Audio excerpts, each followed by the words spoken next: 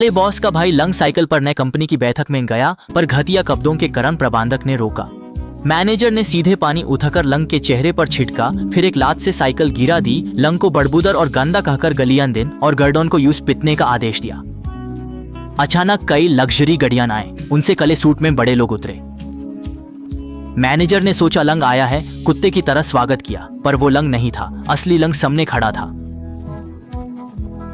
Manager की टांगें कांप गईं। क्या ये वही भिखारी नहीं जिसे अभी अपमानित किया था?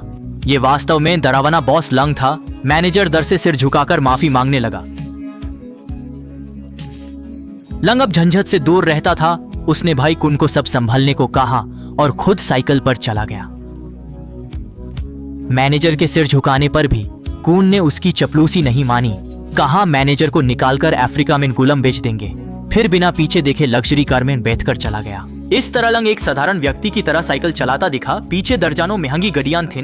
एक गाड़ी के पास दौड़ता हुआ वो घमंडी मैनेजर था, जो अब अपनी जान की भीख मांग रहा था। हालांकि लंग एक शक्तिशाली बॉस था, उसका बेटा पिता जैसा नहीं था।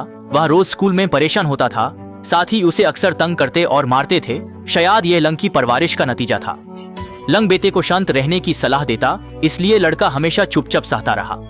आखिरकार लड़के ने तंग आकर चचा कुन से मदद मांगी। कुन ये सुनकर बहुत नाराज हुआ। उसने 1 लाख साथियों को बुलाया और उस लड़के के घर जाने की तैयारी की जो उसे तंग करता था। जब उसे सच्चाई पता चली, भाई लोंग ने अपने बेटे से पूछा, क्यों सिर्फ तुम्हें ही तंग किया जाता है, दूसरों को नहीं? बेटे को निराश देखकर भाई लोंग ने कहा कि वो कल स्कूल जाएगा। उसके काले मालिक पिता के आने से कोई यूं से तंग नहीं करेगा। अगले दिन लड़का खुशी खुशी स्कूल गया, लेकिन दरवाजे पर ही कुछ बदमाश छात्रों ने उसे रोक लिया। बिना कुछ कहे लड़के को फिर से अपमानित किया गया। उसने कहा कि उसका पिता, एक डरावना काला मालिक, आज स्कूल आ रहा है। तभी भाई लोग प्रकट हुए, लेकिन इस बार वे एक शानदार कार में आए और जानबूझकर कूदा बेनने वाले जैसे दिख रहे थे। लड़के ने अभी कहा था कि उसका पिता काला मालिक है।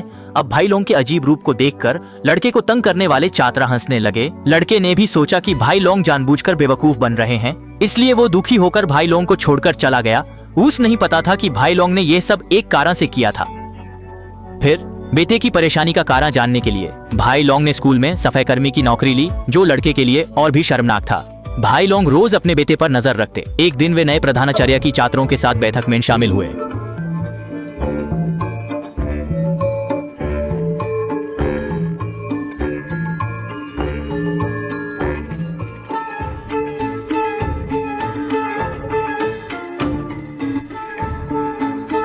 मैं हमेशा पहली पंक्ति में बैठता हूँ।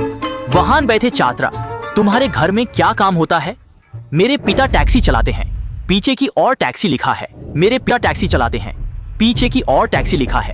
टैक्सी कंपनी की 500 लोगों की तस्वीरें हैं। ये बच्चा हांफते हुए बोल रहा है। दूसरी पंक्ति के बीच में वो स्थान, प्रधानाचार्य जी, वो इतना लंबा है, क्या आगे बैठना ठीक नहीं होगा? मैं प्रधानाचार्य हूं या आप? मेरी बात मानेंगे या आप नहीं? आपकी घड़ी मेरे पिता हैं। क्या दाऊद है ना? दाऊद, दाऊद जैसे चाहो याद करो। दाऊद को तुमने सिखाया था। क्या कर रहे हो? नौ भाई। हाँ, मेरे घर के वर्क कार्ड को याद नहीं। चिंता मत करो, सबको समन देखूंगा।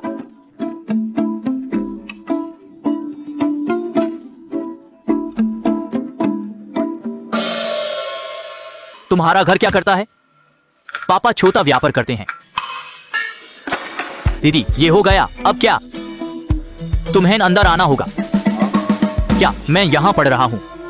ये शाओलोंग के पिता हैं। भाई अचानक कक्षा में आए। लड़के की इज्जत मिट्टी में मिल गई। वह इस झूठे पिता से नफरत करने लगा। लड़का समझ ना पाया पिता काले क्यों, खुद रोज परेशान, कुछ नहीं बोलता। अब स्कूल में क्या कर रहा है? लड़का लोंग की बात सुने बिना गुस्से में चला गया।